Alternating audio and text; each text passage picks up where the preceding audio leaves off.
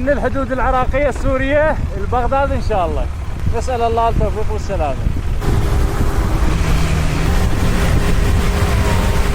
شلونهم؟ وين رايحين؟ انتم من راوة؟ ايه. انا من بغداد داير داخل وياكم جولة براوة. ان شاء الله. يلا اطلع. مدينة راوة ترحب بكم. هاي أول مرة أدخل القضاء راوة. بعد دخول يوم القضاء راوة شلون حلو؟ ما شاء الله. يلا. لا أعرف أساميهم ولا هم يعرفون اسمي ولا شايفين شكلي. بس قلت لهم أرد الراوة وياكم قالوا يلا. يلا دوس له دوس له. وين جابوني شلون شوارع حلوة. ريحة الحمضيات تخبل يا ولد. مو الحمضيات تلعب ريحة قداح ورد استوى مفتح. الله لك وجهي ذولا. راوة تختلف عن كل المناطق او المدن اللي دخلت لهم. ما شاء الله. لا اصور. نفطر براوة القديمة. هناك صار عبور النهر عانى القديمة. وهسه رايحين باتجاه راوة جديدة ان شاء الله. هاي المنطقة اسمها المزلقان. بس شوف الخضار الطبيعة ما شاء الله.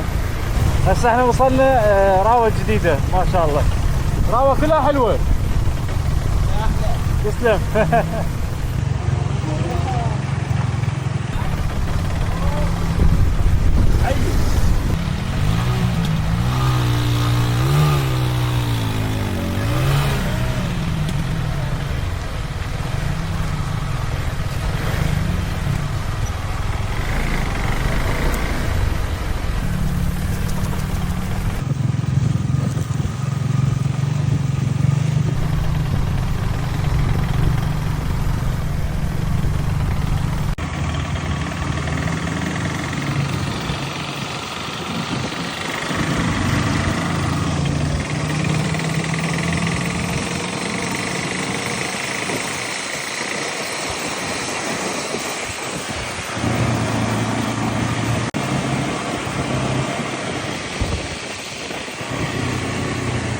أكلة مشهورة بها راوة الفرافير يسموها. شنو الفرافير؟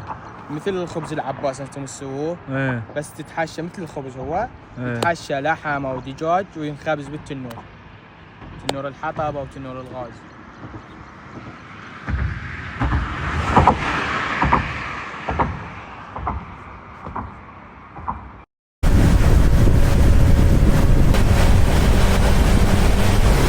وهسه دخلت الى قضاء عامة.